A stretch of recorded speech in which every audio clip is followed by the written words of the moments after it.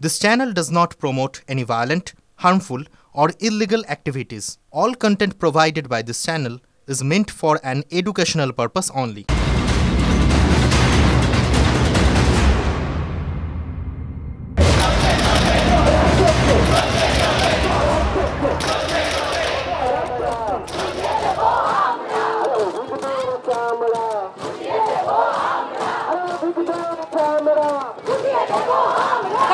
হটস্পটে রয়েছে হটস্পটে রয়েছে স্বাস্থ্য ভবনের সামনে চিকিৎসকদের আন্দোলনের তীব্রতা বাড়ছে। আমরা সেই ছবি তুলে ধরবো। তবে ইতিমধ্যে নবান্ন থেকে কিন্তু জুনিয়র চিকিৎসকদের সঙ্গে বৈঠকে বসার একটি ইমেল এসেছে। এই মুহূর্তে আমরা সরাসরি সেদিকেই নজর রাখবো। সাংবাদিক বৈঠক করা হচ্ছে রাজ্য প্রশাসনের পক্ষ থেকে। त्योहार और प्यार लाती है रिश्तों में ढेर सारा मिठास। परंपरा वही, सोच नहीं। आदि मोहिनी मोहन कांजीलाल। আপনারা সবাই জানেন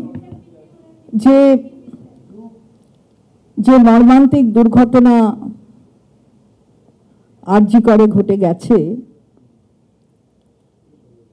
সেই ঘটনাকে কেন্দ্র করে যারা জুনিয়র ডাক্তার তারা কর্মবিরতি পালন করছেন এবং গতকাল অনারেবল সুপ্রিম কোর্ট যে অর্ডার দিয়েছে সেই বেঞ্চ প্রিসাইড করছিলেন জাস্টিস চন্দ্রচূড়, মাননীয় প্রধান বিচারপতি সর্বোচ্চ ন্যায়ালয়ের, এবং সেই অর্ডারে আজকে বিকেল 5টার মধ্যে তাদের কাজে ফেরার কথা এই ডাইরেকশন ছিল অনারেবল সুপ্রিম কোর্টের অর্ডারে। 5টা অবধি নিশ্চিতভাবে মাননীয় মুখ্যমন্ত্রী সুপ্রিম কোর্টের অর্ডারকে সম্মান দিয়ে, যা তিনি সবসময় করেন, তিনি 5টা অবধি দেখেছেন যে ডাক্তাররা সুপ্রিম কোর্টের অর্ডারের পরিপ্রেক্ষিতে কি স্ট্যান্ড নেন। তারপর 5টার পরে কর্মবিরতি থেকে ডাক্তাররা সরে আসেননি এবং স্বাস্থ্য ভবনের সামনে আপনারা দেখেছেন যে তারা তাদের আন্দোলন জারি রেখেছেন।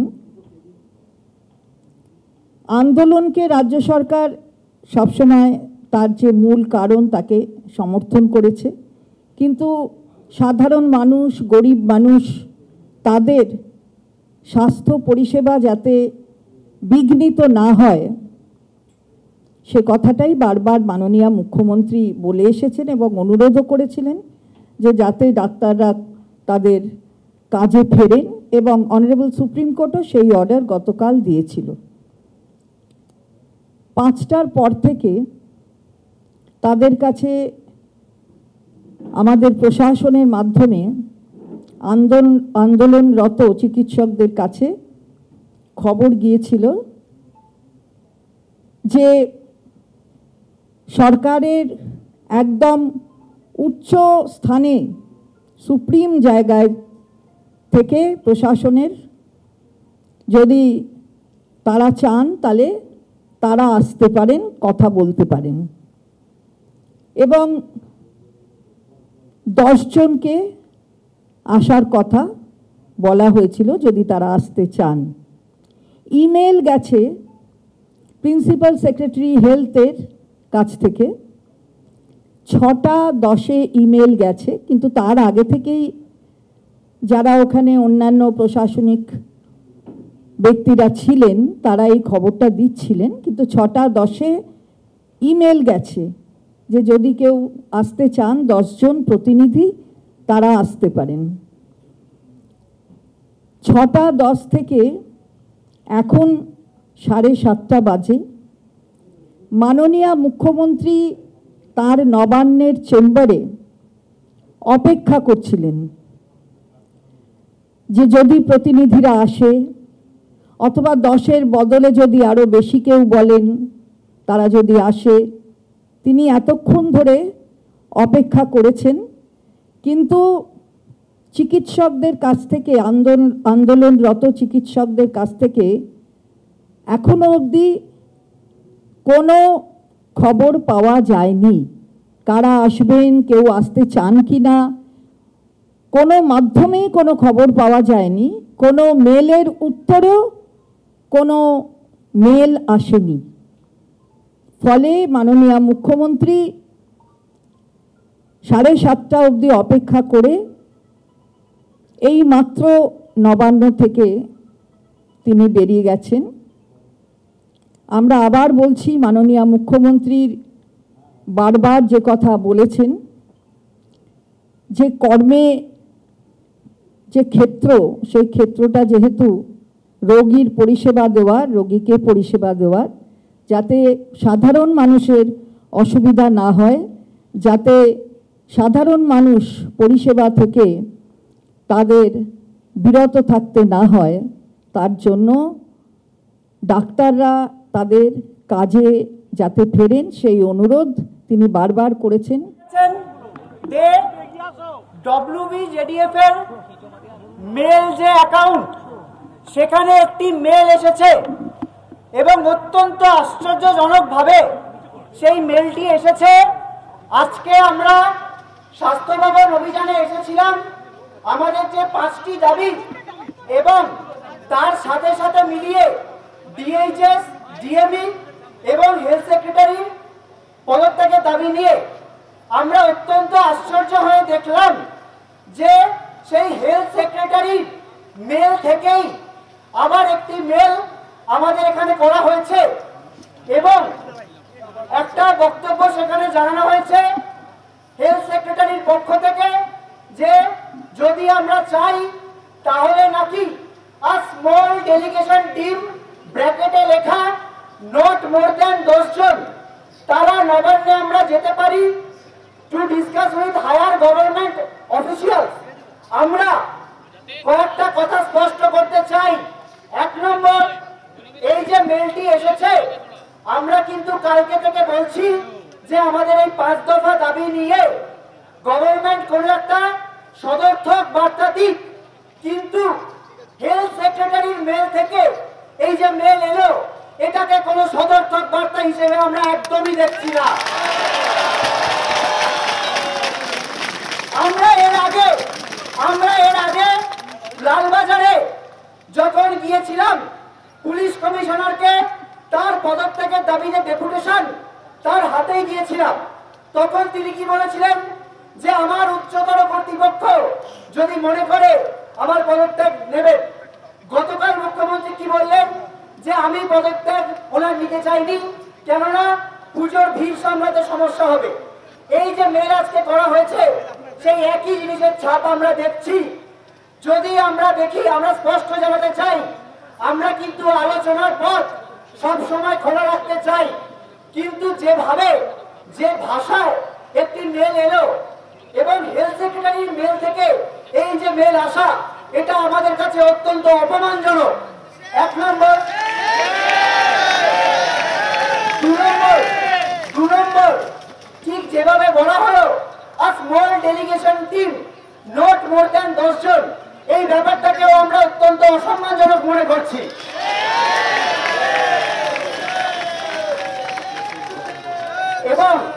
এবং আমাদের এখনো এটার বক্তব্য স্পষ্ট যে যেভাবে মেলটি এসেছে, এরপর দাঁড়িয়ে এই মেলের সাড়া দেওয়ার কোনো জায়গায় আমরা নেই। কিন্তু এই কথাটাই আমরা মনে করিয়ে দিতে চাই, যদি কোনোভাবে রাজ্য সরকার এরপরেও কোনো সদর্থক ভূমিকা রেখে কোনো সদিচ্ছার বার্তা জানান, যদি ঊর্ধ্বতন কর্তৃপক্ষ আমাদের এই 5টা দাবি, যার কাছে গেলে আসলে সমস্যার সমাধান হবে বলে এই নিম্নতর কর্তৃপক্ষরা বলছেন, বিনীত গোয়েল জানিয়েছিলেন, DME, DHS বলছেন, যদি তাদের তরফে কোনো সদর্থক কোনো বার্তা আমরা পাই, তাহলে সেক্ষেত্রে আমরা কোথাও যাব কিনা সেটা সবার সাথে আলোচনা করে আমরা ভেবে দেখতে পারি। এটুকুই। ব্যবস্থা নেওয়া হবে না তার সিদ্ধান্ত নেবেন মমতা বন্দ্যোপাধ্যায়। 7:30 অবধি নবান্নে অপেক্ষা করছিলেন বৈঠকের জন্য। আমরা কিন্তু এই বৈঠকের জন্য যে বার্তা পেয়েছি, আবার বলছি, বৈঠকের কোনো নবান্ন থেকে কোনো মেল আমাদের কাছে আসেনি। এটা হচ্ছে প্রথম বক্তব্য, যে আমাদের কাছে কোনো অফিসিয়াল মেল নবান্ন থেকে আসেনি। আমাদের কাছে এসেছে হেলথ সেক্রেটারি মেল থেকে আসা একটি মেল। এবং আমরা স্পষ্ট বলছি যে এই যে বৈঠকে বসার যদি সদিচ্ছা থাকতো, তাহলে কিন্তু তারা আরো অনেক ভালোভাবে, অনেক নমনীয় ভাবে, অনেক সেন্সিটিভ ভাবে আমাদেরকে সেটা জানাতে পারতেন। সেই জায়গাটা কিন্তু ওনারা রাখলেন না।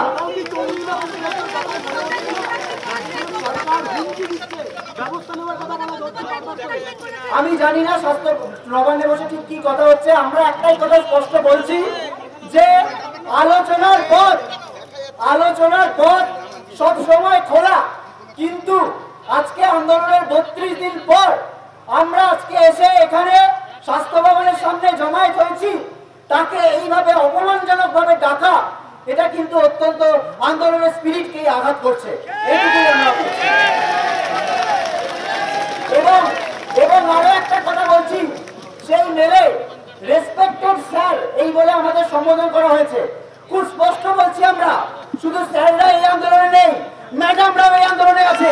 যদি সম্বোধন করতে হয় তাহলে স্যার ম্যাডাম দুটোই যেন পরের চিঠিতে বা পরের মেলে থাকে। আগে যদি ডাকা হয় তারপর আমরা এটা নিয়ে আলোচনা করব। আমরা তো বারবার বলছি আলোচনার পথ সবসময় খোলা, কিন্তু যেভাবে আমাদের এইভাবে অপমানজনক একটা মেল করা হলো, সেই জায়গায় এই মেলের উত্তর আমরা সেইভাবে সাড়া দিতে পারছি না। আমরা তো অবস্থান বিক্ষোভে বসে রয়েছি শান্তিপূর্ণভাবে, আমরা এভাবেই বসে রয়েছি। এটাই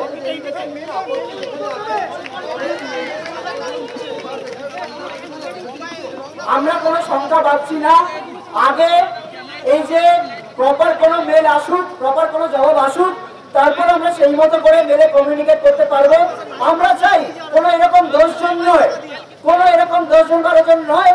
আমরা জানি প্রত্যেক কলেজে সমস্ত প্রতিনিধি দল মিলেই যদি যাওয়া হয় তাহলে সবাই সিদ্ধান্ত নিয়ে যাওয়া হবে। এরকম ভাবে কোনো 10 জনের ডেলিগেশন টিম কোনো জায়গায় যেতে পারে না। সেটা আগে আমাদের কোনো ডাক আসুক, তারপর আমরা সেই সিদ্ধান্ত জানাবো। অন্যদিকে জুনিয়র চিকিৎসকরা তারা যখন সাংবাদিকদের মুখোমুখি হলেন, তারা কি বললেন যে তারা যার পদত্যাগ চেয়েছেন সেই স্বাস্থ্য সচিবই তাদেরকে মেল করেছে, সেটা অপমানজনক। এবং নবান্নেতে তাদের যেতে বলা হয়েছে, কিন্তু নবান্ন থেকে কোনো রকম মেল আসেনি এবং 10 জনের ডেলিগেশন টিম ডেকে পাঠানো হয়েছে, সেটা তাদের কাছে অপমানজনক, তাই তারা জাননি। আমি সেই নিয়ে এখানে যারা আন্দোলনরত অবস্থায় রয়েছেন এখনো পর্যন্ত, এই যে সাংবাদিক সম্মেলন করা হলো, সাংবাদিকদের মুখোমুখি হওয়া হলো, তারা কার্যত পরিষ্কার জানিয়ে দিলেন যে তারা অবস্থানে বসে থাকবেন। সকাল থেকে যারা বসে আছেন তাদের সঙ্গে আমি কথা বলার চেষ্টা করি। একটা মেল এলো, কিন্তু আপনাদের সিদ্ধান্ত নেওয়া হলো আপনারা যাবেন না, আপনারা তার মানে অবস্থান চালিয়ে যাবেন। আপনাদের বক্তব্যটা কি? আমাদের বক্তব্য হচ্ছে যে প্রথম কথা তো আমাদের কোনো দাবি এরা মানছে না। দ্বিতীয়ত হচ্ছে ক্লোজ ডোর মিটিং কেন হবে? এর আগে 2019 সালেও আমরা এরকম প্রবলেম ফেস করেছিলাম। আমাদের এক ইন্টার্নের মাথা ফাটিয়ে দেওয়া হয়েছিল এনআরএসের। তো তখনও এরকম একটা ক্লোজ ডোর মিটিং করে সেখানে লক্ষ্মী ছেলে, সোনা ছেলে এই সমস্ত বলে ভুজুং বাজুং দিয়ে সেটাকে বেশ মিটিয়ে দেওয়া হলো। কিন্তু তারপরে যে দাবিগুলো আমাদের ছিল সেগুলো কিন্তু আমাদের প্রপারলি মানা হয়নি। এখন আমরা যে দাবিগুলো রেখেছি সেই দাবি কিন্তু টিল ডেট একটা দাবিও আমাদের ফুলফিল হয়নি। তো তাহলে আমরা ক্লোজ ডোর মিটিং কেন করব? মিটিং করা হয় তো খোলা আকাশের নিচে মিটিং হোক। আমরা তো স্বাস্থ্য ভবনের সামনে বসে আছি, আমরা তো কেউ নিজের কলেজ, নিজের হসপিটাল থেকে করছি না কোনো মিছিল। তারা ওপেন মিটিং চাইছেন, তারা বলছেন যে কোনো বন্ধ দরজার মধ্যে মিটিং হলে চলবে না। আবার নতুন করে জটিলতা তৈরি হলো, মানে সমস্যার কোনো সমাধান হলো না, নতুন করে জটিলতা তৈরি হলো। আমার সঙ্গে রয়েছেন আমার সহকর্মী সিজার মন্ডল। সিজার, তোমার কাছে কি আপডেট রয়েছে?